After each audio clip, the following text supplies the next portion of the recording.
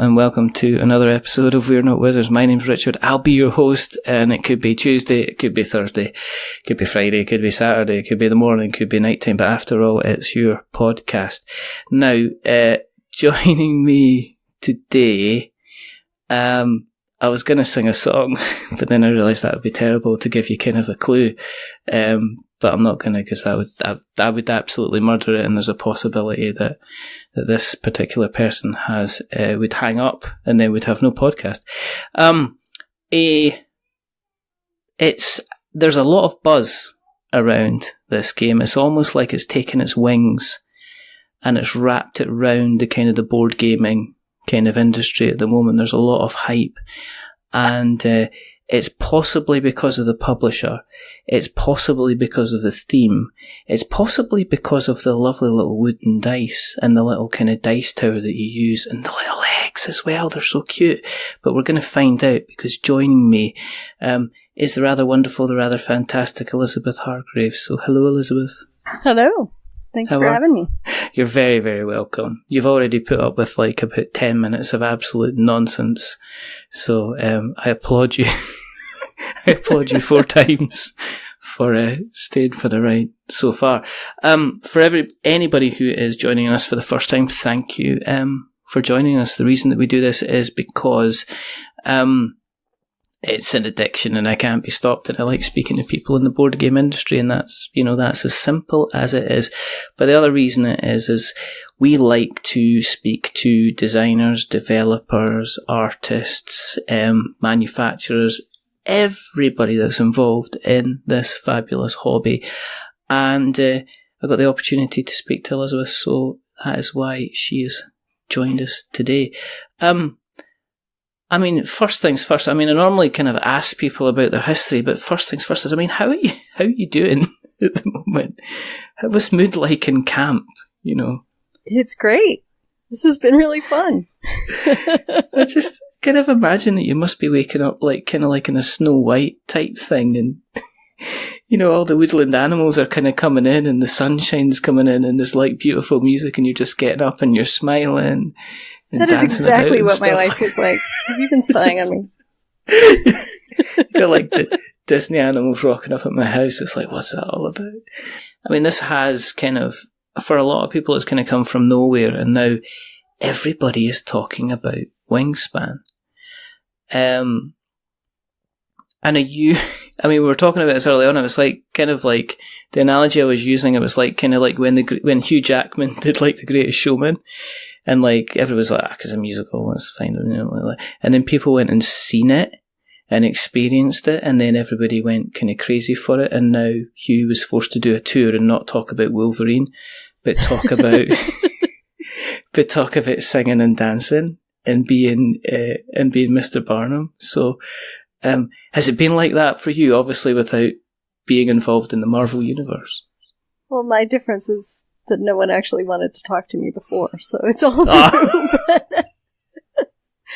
But yeah, for me, the lead up to Wingspan, we finished working on the actual gameplay, at least 6 months before it actually came out.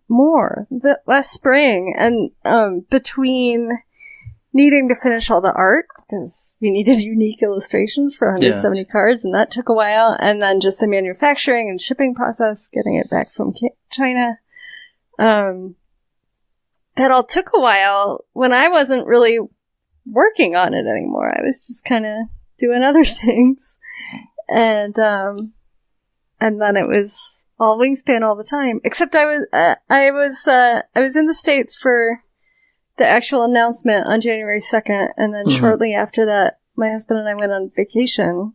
Oh, right, okay. So I was sort of getting these floods of Wingspan reactions like every 3 or 4 days when I would log onto the internet.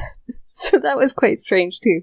It's kind of weird to be thrust into kind of like the spotlight. I'll be honest, when we had a brief interaction on Twitter, which was me saying, I'd like to interview I think I said Eric Lang and Isaac Vega. And Isaac Vega ended up coming on the show. Eric, you're still absent. But you said, well, here, have you thought about interviewing a couple of other people? And then I just went, well, do you want to come on? And at the time, I didn't know you. I didn't know you were involved in Wingspan, so it was a complete. It was a complete kind of like coincidence, and then I kind of like sat there. I was like, I better check this person out and find out what's going on. And I was like that. Wingspan. Where have I heard that name before? Oh, it's like, oh my goodness, I've just been extremely kind of slightly cheeky to the person that's potentially made one of the biggest games of this year, and it's only January. So that's that. So, sorry, basically. I was being cheeky in the first place. It just makes me crazy that there are so many podcasts that are all male, and I believe that my cheekiness to you was, here is a long list of women you could have on your podcast. I have lots of women on my podcast. Which I have said to many people, and I appreciate it. It's changing.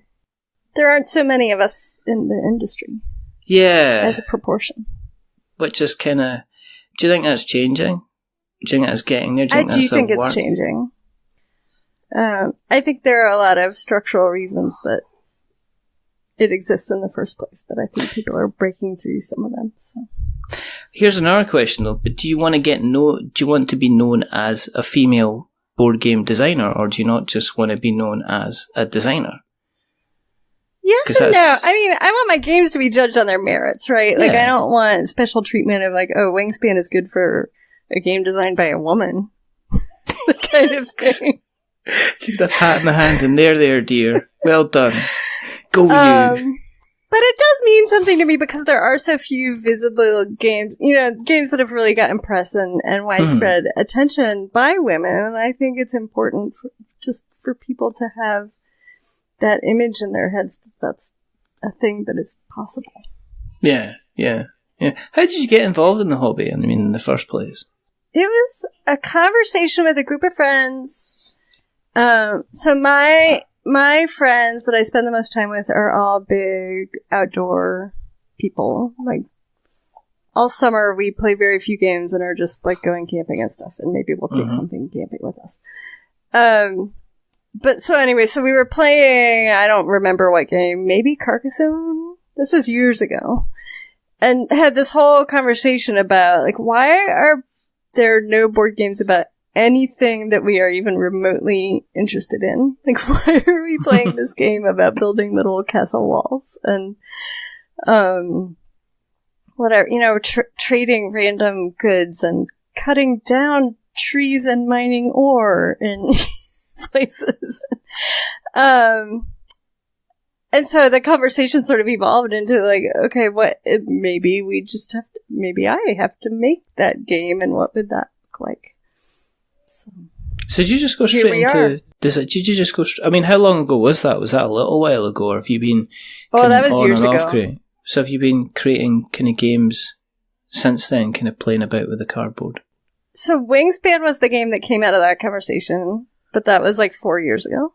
Really? It was a long journey. And it was off and on, and it was just in my spare time, and I didn't really know what I was doing at first. But after a little while, I took it to an Unpub, which is a big playtesting convention that we have in Baltimore, which is very close to me. Yeah. I'm north of DC. Which was terrifying because I knew no one. I broke in from scratch. I was kind of mostly gaming among my friends and knew no one in the industry. So I go to Unpub. I kind of befriended some local folks there. Yeah. Matthew O'Malley, who also happens to have games with Stonemaier and other places, several published games. Actually, his son went to preschool with my best friend's daughter, so she introduced us. So he was like the one person that I knew at Unpub when I went. That's pretty cool, though. Yeah. No, and it's turned out to be just a fantastic friendship, and we get together almost every week now and play test together. Were you surprised at kind of the number of, when you were walking into a hobby like this, the number of people that were actually involved in it, though? That was, I don't know, maybe it's because of the circles that I've found myself moving in now, but it seems that most of the people I know that are involved in the hobby, they're playing games, but there's a lot of them that are involved in either the content creation side of things or actually creating games themselves. And I don't know how prevalent that is, and I wouldn't see I don't know if somebody's like, say, fishing or what. Okay, hill walking. You don't. It's not a case like, oh, look at it this way. It's not like you're going up a hill and then somebody turns up and says, well, here, I made these boots for us. I want everybody to try them on, kind of thing. You know. Yeah. I don't think you would get that in I don't think you would get that in kind of. I know the analogy is absolutely terrible and dreadful, but, you know, it's not like you're going to get somebody turning up and saying, we're not using the normal tent this weekend. I've made my own for everybody to kind of test out and see what they think. Whereas and I'm going to find 100 people to test it. Exactly. I mean, someone does that, right? Like, must be. I'm sure it happens in other kinds of product development other than games. You have to get people to try your product. Maybe there is some kind of whole outdoor kind of camping unpub type thing where everybody kind of meets in a forest or a hill and they're just saying, do you know what I mean? Maybe there's a Jamie Stegmaier of the kind of the outdoors, except it's like Jamie but with a really big beard. He's still got the same jolly smile. I mean, right? I mean, if you looked up the founder of Patagonia or North Face or, you know, one of those, did they start out like the Jamie Stegmaier of that world? I don't know. I don't know. I mean, how did they do it? It's like, how did they start off at the beginning? Were they sitting around saying, well, I'll tell you what, I used to just wear kind of slightly comfortable boots with friends. And then I got sick of all the other boots that we were wearing. So I went off to myself and I designed my own kind of boots based around my own theme. I'm pretty sure those people exist. They have to, otherwise, you know. I don't know. I'm kind of... We'd all be living in caves and sitting around campfires every night if those people didn't exist in all parts of product development, right? It has to be. Yeah, exactly. It's just, I think, you know, I don't know. Maybe there's so many things I don't know. I'm going to get like the outdoor outfitters kind of hobby people kind of chasing after me and saying, you're wrong. We're highly professional. We don't just hang around and wood sanding out stuff to each other. Maybe, I don't know. Who knows? Was there more? Bringing it back in, you know, like a sheepdog rounding up coyotes or something. What has there been a couple of games that you've been kind of developed? I mean, are you the type of person that you're given? Did you focus purely on one game at a time, or have you got games at different stages of development, basically? I know a lot of people that have multiple games going on, and I actually find that really difficult. So I have a running list of game ideas, and I might flesh out an idea to like half a page of notes of what it might look like when I actually work on it. Mm-hmm. But I'm not like going to a playtesting event and spend, you know, doing one playtest of one game and one playtest of another. Like, I just can't shift gears in my brain like that. Maybe I'll get there someday. Maybe it's because I'm newer at it, but I think I like to focus and stay immersed in something and finish it. No, I think there are. I mean, I think there's people that's how they do it. They kind of like they're like a head chef or something in a kitchen. They're just going around between dishes and sampling them and saying, right, needs more salt, needs more meeples, needs more worker placement. You know, get a roll and write mechanic in there, and that'll be fine. And then there's people like who just like yourself who would just say, right, I'm going to concentrate on this whole thing until I kind of see it through. And that said, I've taken games and set them aside and worked on something else for a while and come back to it. But that's not like on a week scale. That's like, I'm setting this aside for a month and working on something else. You know what I mean? Yeah. Yeah. So, and there are ebbs and flows in the publishing process too, right? So in that time when I was mostly done with Wingspan, I made other games. And now Wingspan is out. And in May, there'll be a Kickstarter with Button Shy for a game that I designed last summer called Tassimasi. Tassimasi? So yes. What's that about? I'm intrigued. It is inspired by the Victorian fad of flower language, assigning meanings to flowers and giving people very meaningful bouquets. Oh, right. Okay. So it's like giving people a message by depending on what bouquet you give them. Yes. So it's button shy. It's an 18 card game, very light, but I split you choose kind of mechanic where you draw 2 cards and offer them to the person next to you, but one is face up and one is face down. Right. And they have to decide whether they want the known thing or if they think they could do better by taking the face down thing that they don't know what it is. And then the cards all sort of affect each other's scoring depending on what you've collected over the course of the game. That sounds quite complicated for But you're getting like 4 cards. Right? Oh, okay, so it's not that bad. Totally. I probably struggle a bit. Right. I'm not that good with more than three cards is probably my limit. Was that the Gen Cant? That was Gen Cant, right? Yep. Okay, so does that mean that this year is it going to be Gen Con then for you? I will be at Gen Con this year. So there you go. So what's everybody going to do without? Are you still going to make a little game though? Oh, for Gen Cant? Yeah. Probably not. I enjoyed the experience. Well, I don't know what the contest will be this year, right? It's not button shy every year, so who knows? No, Maybe I'll have something appropriate.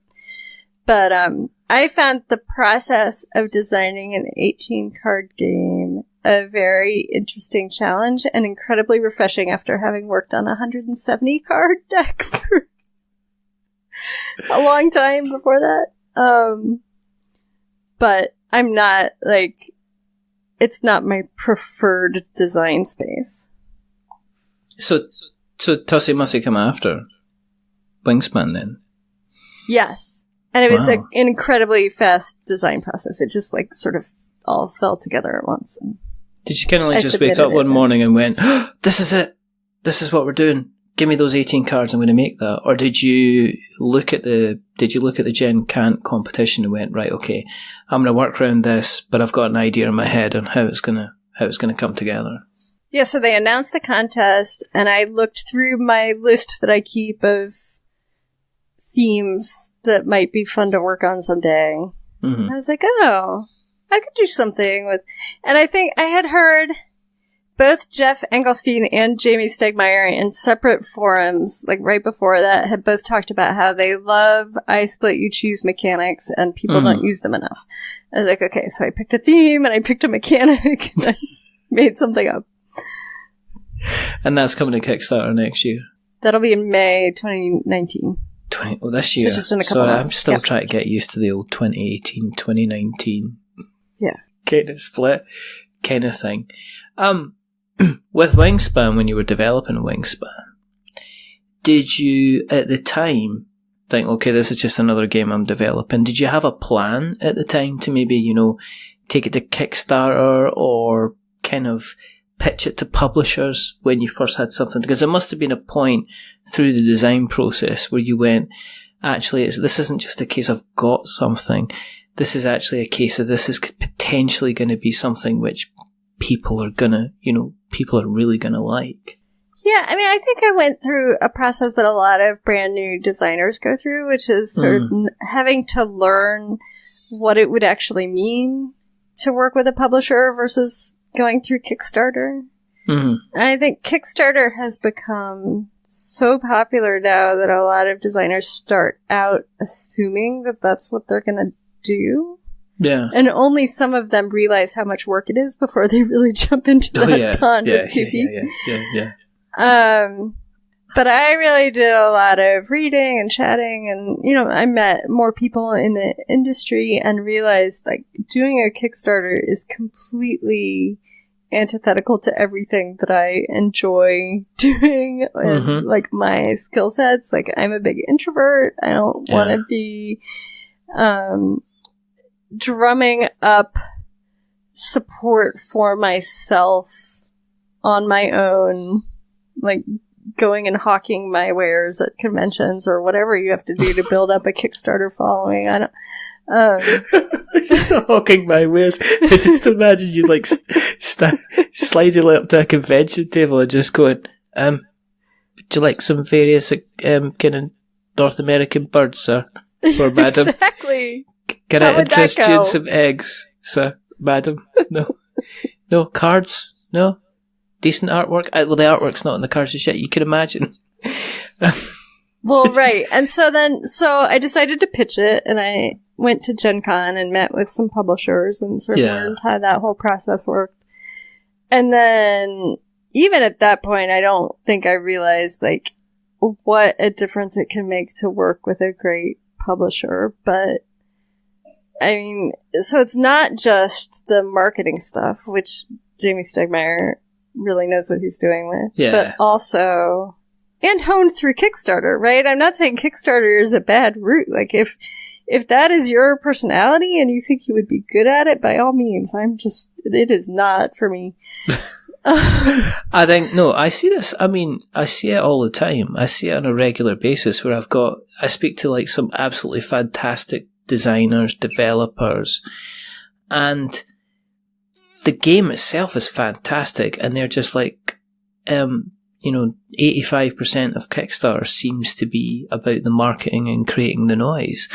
Right. So there's a lot of games out there, and I see it all the time. They just get cancelled. They get part way through, and the guys are just saying, look, it's not going to happen, or it funds, and then they're just saying, look, this is probably just going to not go the way I'm going to go, and I'm seeing that a lot more. And I think that being a game designer, and I've said this lots of times now, if it's a Kickstarter thing, it's not just about being a game designer. You have to be so many other things, and for some people, that's just not their bag. It's not it's not the reason that they picked up, some sheets of white paper and a pen and started cutting them up with scissors at the beginning. That's not the reason. They didn't want to be doing live streams and right, and like negotiating with manufacturers and finding artists.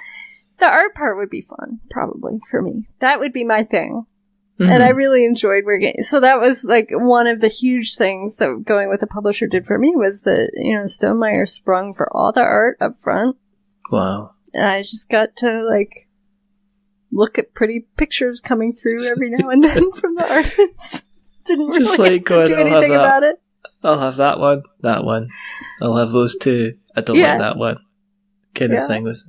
There was not a lot of I don't like that one. They know what they're doing. But and then, but the development process with Stonemaier, I think, was the thing that I didn't think about or comprehend going into it, of like how much you can get from a publisher that really knows what they're doing in terms of like, really taking a game that when I went and pitched it, I was like, this game is as good as I can make it. And it was already a, good, solid game. People really liked it.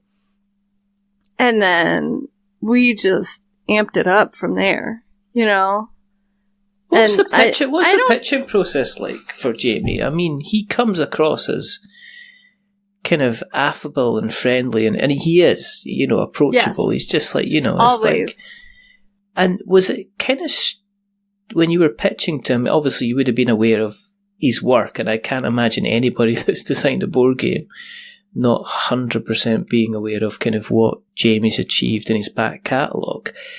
Was there did he make the pitching process kind of easy, maybe compared to kind of other people? Or was he very I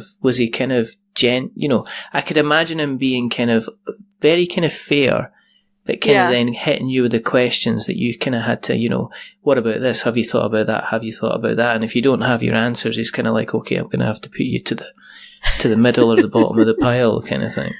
I would say that in person, all three of the publishers that I met with were kind of Care Bear-like. Like, I didn't have any uncomfortable interactions. Mm-hmm. But the way it worked with Jamie was, so he, and Alan Stone was there actually too, the Stone part of Stonemaier.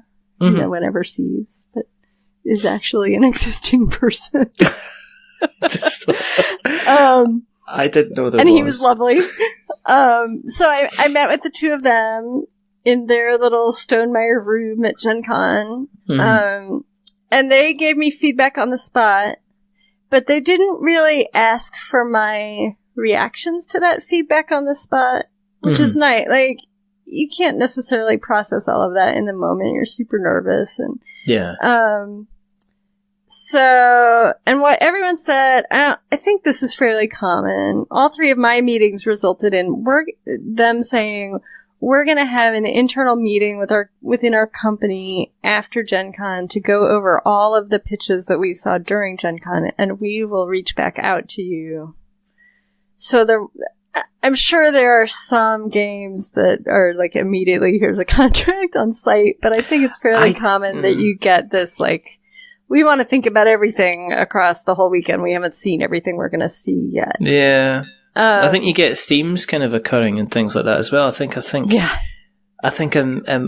the last week, I think I've seen about maybe 4 MOBA style kind of games on Kickstarter, which is obviously this kind of mobile kind of almost like a video game version, little groups kind of attacking kind of like a main area and stuff like that. And I've kind of I must have seen about 3 or 4 of them on Kickstarter, so I wonder if that's kind of like the diplomatic way of gathering everything up and actually seeing seeing kind of what's out there. I can't imagine, I must imagine, there must be some cases where they kind of like say, okay, this is amazing, we need to have this, here's your kind of contract, I guess. But so then out of that, I did get an email back from them that was like, we are kind of interested, we think it might need some more work before we actually sign it.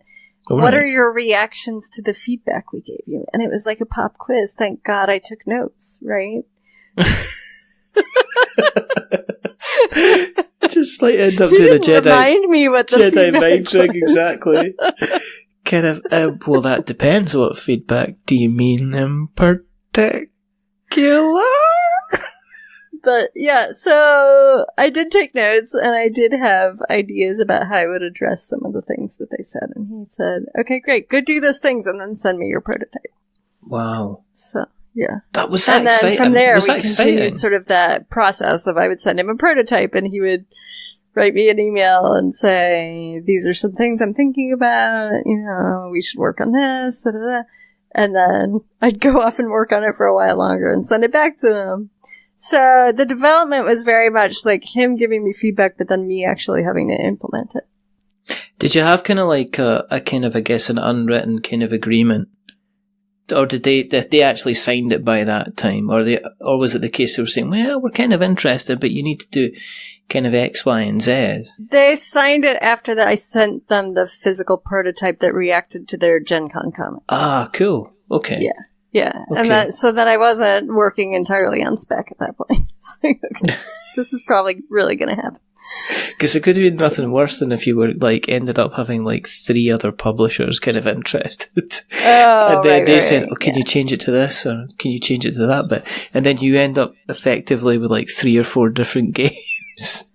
Well, right, and no publisher wants to put in that energy. I think at the point that they're really going back and forth on the development, they want it. They want to know that it's theirs.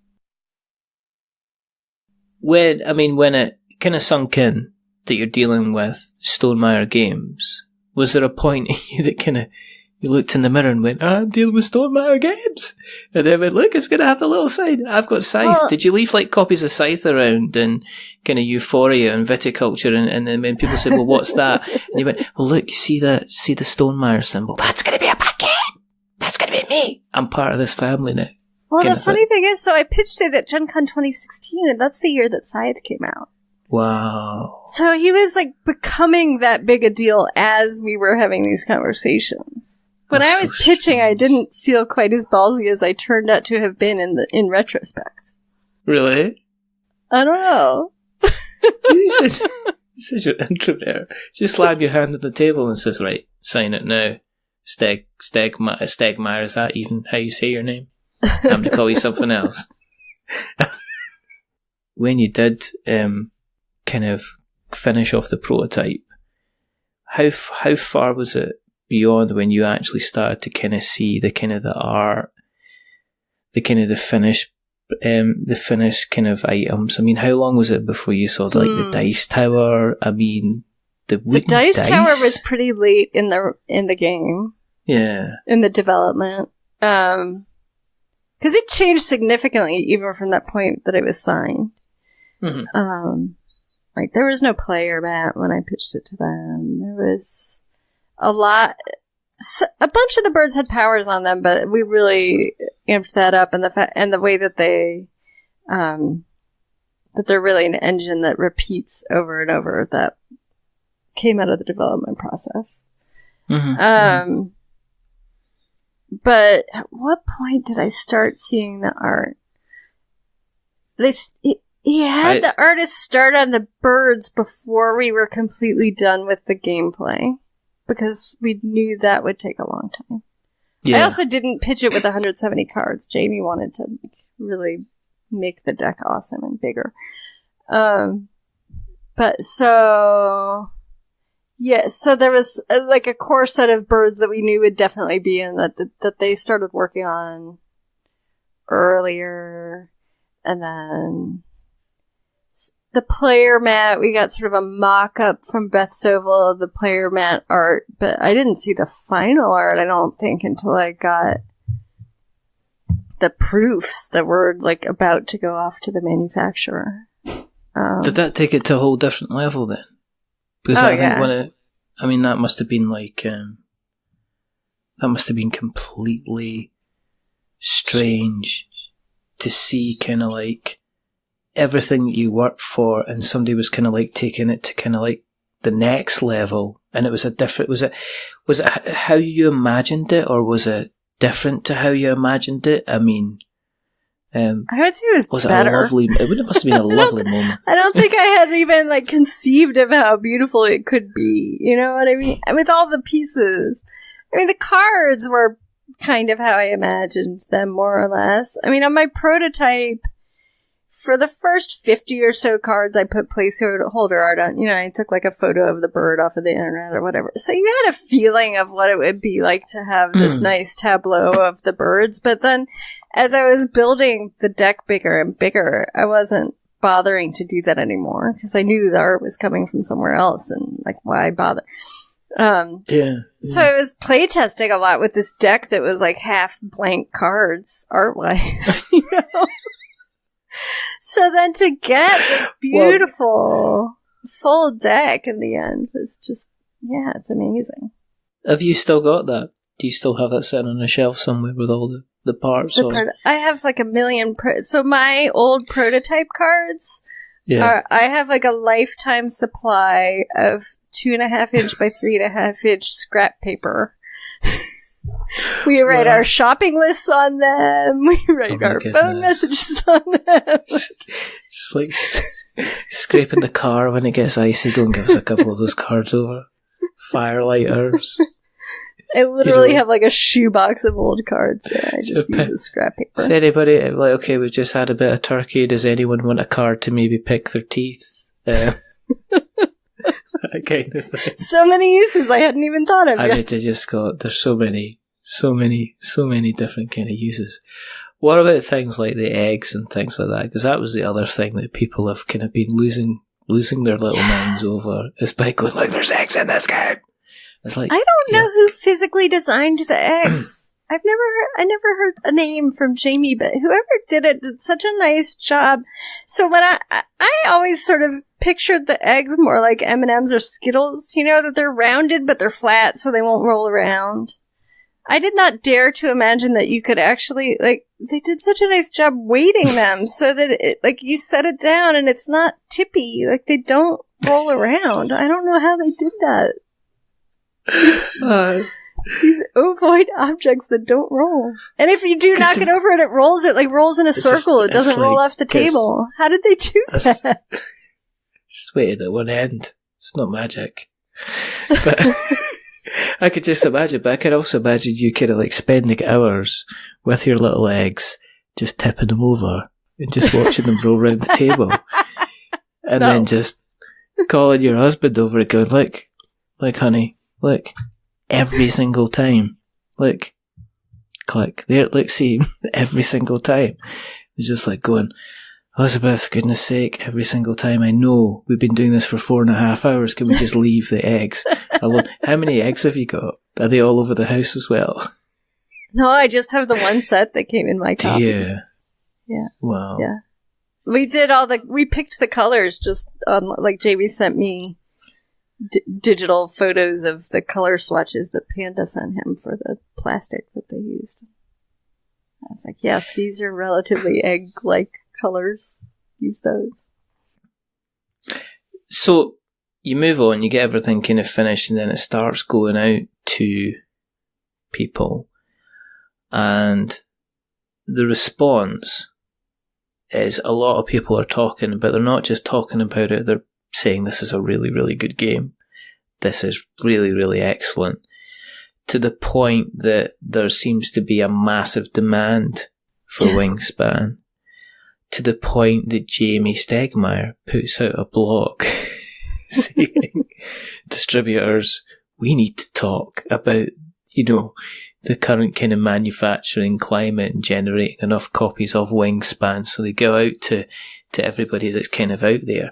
I mean, obviously there's some precedent with Jamie. I mean, he obviously, as I say, Scythe, Viticulture, Euphoria, Charterstone. I mean, he creates really, really good games. Were you expecting it just to be kind of like, wow, everybody's really, really liking what they're playing and all you're hearing is kind of like positive feedback? I mean, I expected people to like it. But, I was fairly confident in it. But there's a lot of good games out there. Yeah. I didn't expect Tom Vassell to put out a review and be like, this is a serious contender for best game, one of the best 10 games of the year, and it's only January. Like, where the hell did that come from? That's something you just can't expect, right? I could just imagine that. It's just like that. Elizabeth, Tom Vassell's done a video. I know, but look at the eggs. Click. Click. Click. They never fall down. I know, but Tom Vassell said it. I don't care, look. Click. Kind of thing.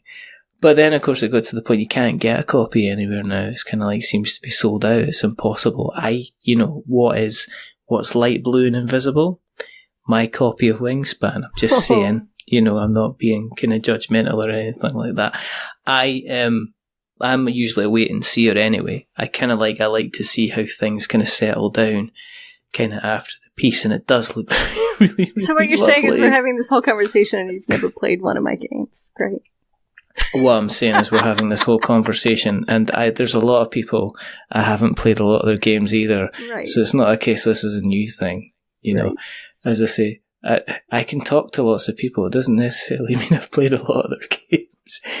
Isaac Vega, when he was on, he was one of the rare ones that have actually played their games. Everybody else, don't know. Stephen Bonacore was on the other day, and I not only had played his game, but I didn't like it. That was a bit awkward. I think that would be even worse. Yeah, that was a bit awkward though. Then. I kind of joked on that, but it was a bit awkward. No, but I can't play. How could I have played any of your games if Wingspan's not really available? There's a shortage. But yeah, I mean, I feel for Jamie in that post, he talked about how hard it is to gauge demand. And, at least with his games that he's put out, he's the designer, right? But here he was coming out with a game by a designer that no one had ever heard of. And on a theme that was kind of a risk. I mean, I think in the end, it has turned out to be a real asset for the game, especially because the theme drove such beautiful art. It's just eye candy. But so he was taking a risk on a new designer and on an unusual theme. And so how many copies do you need? Who knows? Exactly. I mean, and it's even if you go with a Stonemaier minimum, because he would have had a Stonemaier minimum that says, okay, we're going to order X number of copies, because he would have had obviously the previous games. Yeah, he would have done that. But then the buzz around it. Do you think it's because is it because it's quite tactile? Because it looks unusual when you get it to the table? It's going to be the people. Do you know what? I'll tell you what. When I saw it set up, for some reason it reminded me of Everdell. Yeah, just I can because see that. there's a focus point. There's a focus point in it. You know, normally other games you don't have like a central focus point. I saw like almost like the kind of the Bird Box dice tower type thing, and then the eggs kind of sitting, lovely eggs sitting there, and I thought that, and then I remembered, Everdale's kind of, okay, it's completely different, completely separate, but there is a focus point. They've got the tree at the side of the board, which kind of like, it kind of piques interest and stuff like that. I mean, is it just a case now sitting back and waiting? I mean, you're going to see how it sells. I mean, I take it this is going to be something that you're going to probably be sitting about in June, and people are going to still be waiting for copies. He's already ordered another huge batch. Wow. So he printed 15,000 copies for the initial print run, or really 10, and then kind of got an inkling that it was going to be something and tacked some extras on. But and I don't want to give the wrong numbers. He sold a good chunk of those in the first week on his website, and then said, okay, I'm cutting off online sales. Everything else is going to distributors to go to all the local game stores that have also been taking pre-orders.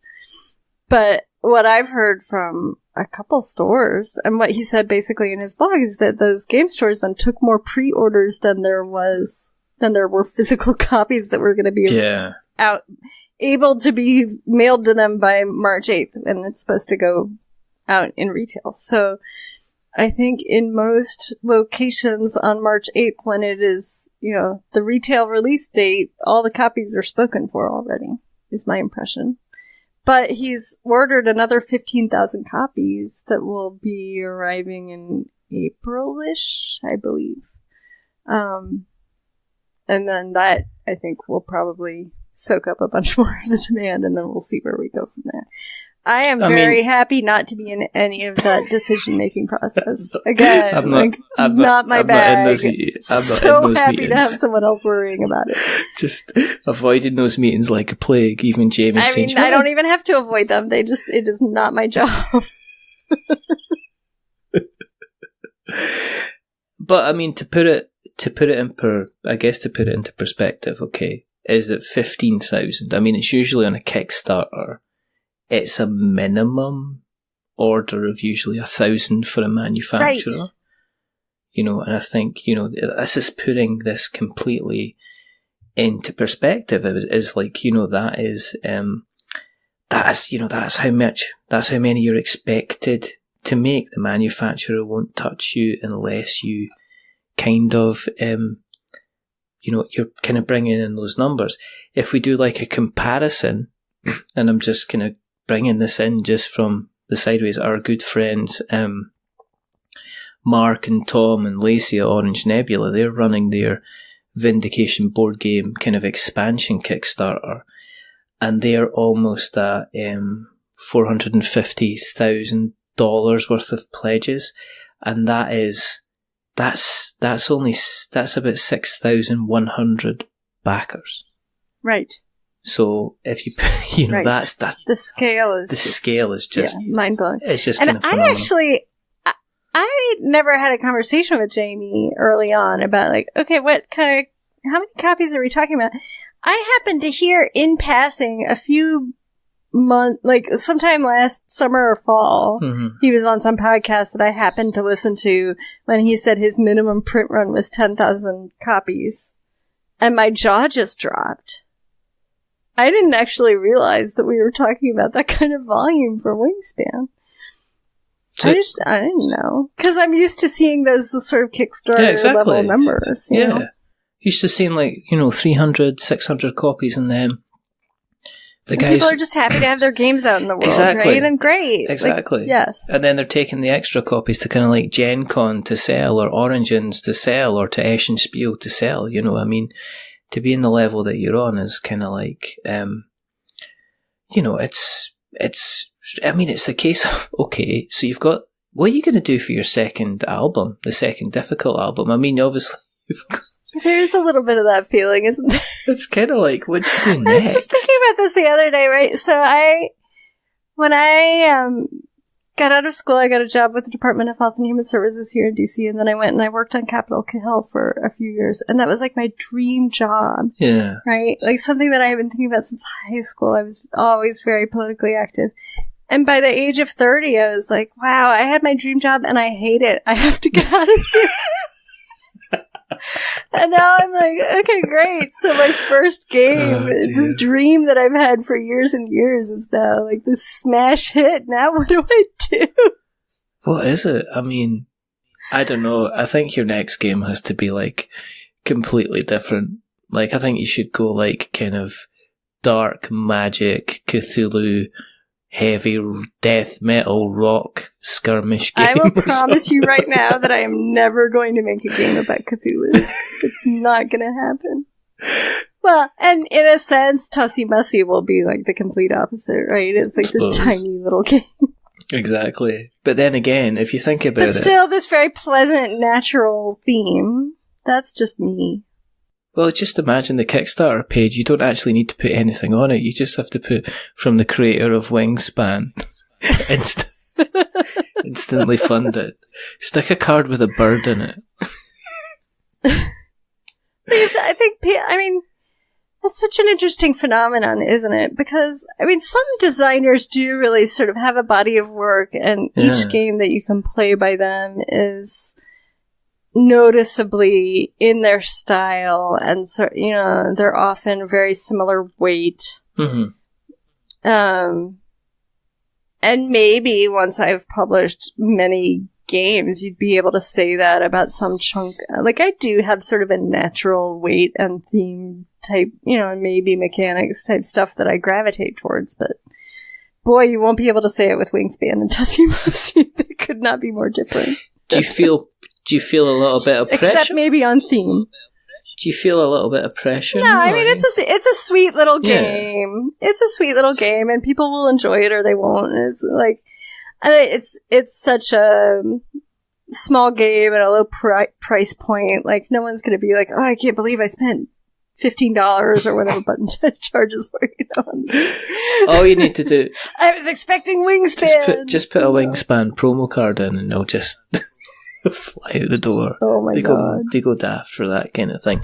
But then, on the other side, you do get designer developers that they say they have the success and they stay within kind of what they've been doing. I mean, you know, going back to Jamie, you could have the argument that in terms of base mechanics, there's not a huge...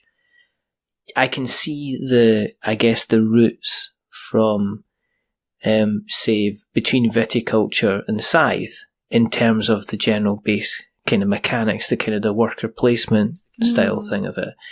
Charterstone, again, you know, worker placement, except on the legacy level. Are you kind of saying, well, I'm going to stay within these level of mechanics, or do you think, well, actually, I maybe want to do something completely different for your, let's say, your third game, okay? Yeah, so I'm in the process of pitching a game right now. Actually, I just went to the post office this morning. Really? And that is all about moving pieces around on a map. That's all you're going to say, isn't it? That's all you're going to say. There's a little bit of an engine to it, but it's quite different. Is this opened up? I mean, you just said, oh, I've discovered I was like kind of at 30 years old, I was in a job and I really didn't like, and it was my dream job. Has this opened you up to the possibility of saying, well, actually, this could be a career opportunity, or it could be at least something which allows me to kind of do what I do on a day job on a part-time basis and spend a lot of my time kind of being kind of like a, you know, successful board game designer? Yeah, I mean, so the answer to that question is more complicated than you anticipated when you asked it, because I had already gone part-time in my job before I started designing Wingspan, I think. Right. Yeah. Which is what gave me some of the time to do it. I don't know, it's complicated because I'm freelance now. Yeah. And so it's like this very, like, more than full time, and then weeks when I don't have anything going on. Freelance work is wacky like that, and you just have to kind of roll with it and know that I had built up a big cushion before I went for that jump, but that was not directly related to game design. I wouldn't say it was unrelated. I wanted more control over my schedule, and I wanted to charge higher rates, and there are good things about going freelance, but yeah, so I don't know. Game design is definitely taking up more and more of my free time, and I haven't totally figured out what it would look like to create more free time by ramping down my consulting even more. Yeah. It's hard to get completely out of that income stream. It's a pretty nice one. But I suppose if you're kind of used to, I suppose if it means cutting down the hours means kind of like, well, it has a major impact on your finances. Right. I mean, it's, unless you have got that cushion.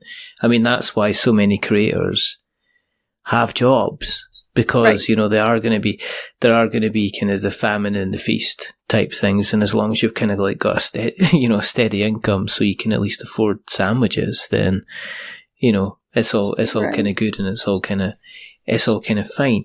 And I don't think I would want to get to the point with games where I felt pressure that I had to do a certain number of them in a certain time frame. Yeah. Yeah, like I like just being done when I'm done and finding someone to pitch it to. Yeah, and there's also the reputation. I don't want to feel pressure. And your success, isn't it, as well? Because, everybody has, they say everybody's got a good game and, everybody's got a board game in them. Some of them might not necessarily set the world on fire. And there's that thing where you could do, you could just be doing a string of success after success after success. Or you could have one where you could have a bump in the road and then you're like, oh, what do I do now? I better get back on the kind of the freelancing. With you being kind of more involved in the industry, as I say, has that meant that you're playing more games? Have you got a substantial collection now of games? Do you even need to worry about buying games? Are people just sending you stuff left, right, and centre? I mean, is your doorbell constantly going? They're definitely not sending me. Does that happen? Could I just people like Wingspan and they just start sending me presents? I think awesome. that has to be a thing. Is there any games?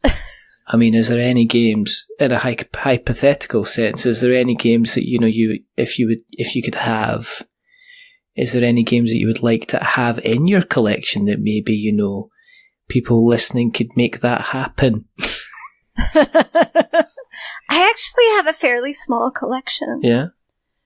I'm kind of a Marie Kondo acolyte. I know she's getting a lot of hate right now with her new TV show. I haven't actually watched the TV show, but the whole concept of like wanting everything in a collection to be something that you are like excited about. I really like, and my husband is not a huge gamer also, so we have sort of a gender reversed household for most people's gaming experience, I think. So I try, we have a fixed amount of shelf space devoted to board games, and if I want to bring a new board game in at this point, I need to get rid of something. And, really?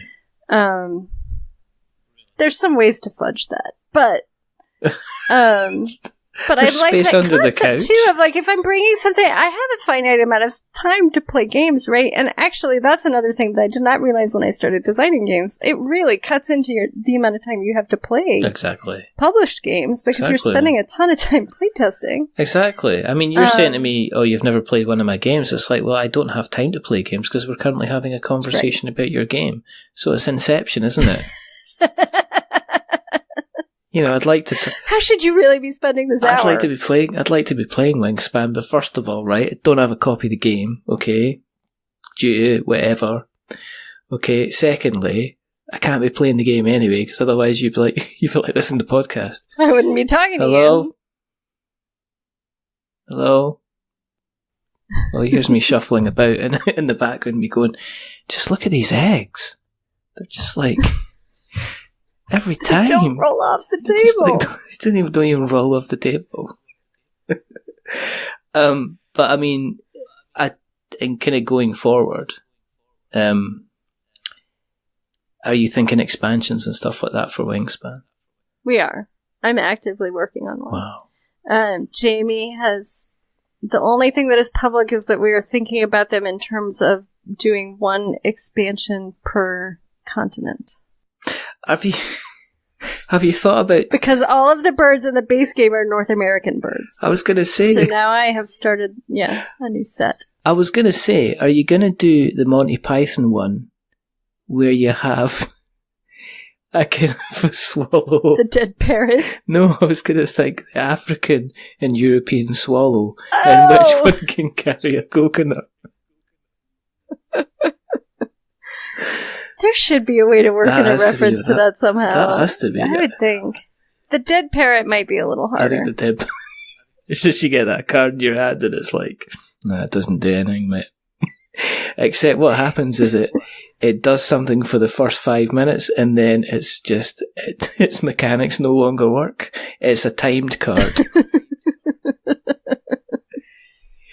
And you can't return it to your hand easily. You can't return it back to the deck kind of easily. You've got to do certain things in order to get rid of it. I have no idea. I'm just going off in some... This is feeling like a promo card. It is feeling like a promo card. Happen. It definitely Jamie has been known to do sort of fan-generated... He did. Oh, well, yeah. I mean, that, Scythe has got entire content. My little Scythe. Yeah, I mean, and there was also some of the expansions were based around people kind of approaching him in expansions. So I think either the dead parrot or the African European swallow thing from Monty Python is a definite goer. That's all I'm saying. You heard it first here. Oh my goodness. For people that are wanting to keep an eye on kind of what you're up to in the kind of the hobby, where do we find you on the interweb nets? So I, for board game stuff, am most active on Twitter. And my Twitter handle is my name, except my name is too damn long. So it's only the first 4 letters of my first name. So it's at Eliz Hargrave. There you go. And then for Wingspan, there's an incredibly active Facebook group. Right, okay. It has like 3,000 people in it, and they are posting pictures of the game and also just random pictures of birds. It's awesome. That must be so cool, kind of going on there and saying, like, 4 years ago this was just an idea, and look at it, there's a Facebook. I mean, there's a Facebook group there of like doing all different types. That must be so cool and also weird at kind of like the same time. It's very weird. Yes, it is both of those things. Awesome. I mean, there's so many awesome parts of it. I mean, so there's like this set of people who are like, oh my god, I can't believe Jamie Stonemaier is publishing a game about birds. That is the most ridiculous thing, but it's Jamie Stonemaier, so I'm going to take a chance on it. And then, like, oh my god, it's awesome. I love birds now. So that's been really fun. And then there's this set of people that are like, games and birds are my 2 hobbies. They're the only things that I care about, and I love you forever. That's awesome. It's just, there's like all these little subsets of the population in this Facebook group. It's really fun. That's fantastic. So, Wingspan's officially out on 8th of March. Good luck getting hold of one if you've not pre-ordered. Yes, but April, they should be more in circulation. Should be more in April. But, I was going to say good luck if you've pre-ordered one as well, because you might turn up and say, God. Yeah, no, I think a lot of stores took more pre-orders than they are going to have copies in March, and they will have to figure out how to handle that. Presumably first come, first ordered, first served. I know. I'll leave that up to them. Absolutely. Not my job. Absolutely. Thank you very, very much for coming on. Absolutely. This has been a lot of fun. For everybody who's been listening, if you want to keep an eye on what we are up to, then you can go to the internet webs, and if you search for We're Not Wizards, you'll find us. You'll find us on our website, we'renotwizards.com. You'll find us on Twitter, We're Not Wizards. Facebook, We're Not Wizards. You'll find us on YouTube, We're Not Wizards Tabletop Podcast. You'll find us on Instagram, We're Not Wizards. You'll find us on, you can email us, which is magic@we'renotwizards.com if you want to. If you like what you've heard, you can continue to follow us for whatever reason. through the podcast catchers that are available, your Stitchers, your Spreakers, your Acasts, and Pod Knives and Pod Beans and all those wonderful, fantastic things. If you have liked what you've listened to tonight, then you can do two things. Tell somebody else, basically. The other thing you can do is if you jump onto Apple Podcasts, then you can drop us a rating or a review. And if we, as we normally say, if you are going to be giving us a rating or a review, don't give us 10 stars because it makes us big-headed. But don't give us 1 star because it makes us cry. Give us something in the middle, like a 5, because it's average. We're just a little bit average. But the person who's not been average tonight is the rather wonderful, rather fantastic, the suddenly successful. I'm not going to sing the song. Elizabeth Hargrave, thank you very, very much for coming on. Thank you so much. And there's only 2 more things to do. The first thing is to remember that we are many things, but we're not wizards. Are we wizards, Elizabeth? We are not wizards. There you go. And the other thing to do is to say goodbye. So it's a goodbye from Elizabeth. Say goodbye, Elizabeth. Goodbye. And it's a goodbye from me. Remember, stay safe, roll6s.com. And if you can get a game of Wingspan, if you can get a copy of Wingspan, if you can get a look at some photographs of some Wingspan just now, do it, because it sounds like everybody I know that's played it says it's really, really good, and I still don't have a copy. But maybe next time I will. But until the next time, goodbye.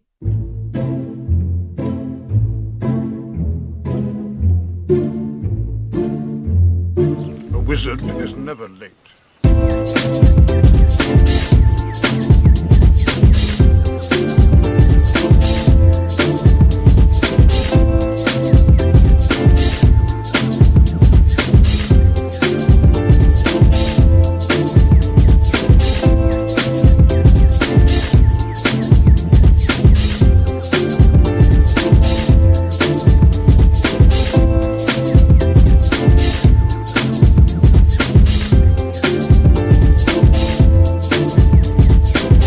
Nor is he early. He arrives precisely when he means to.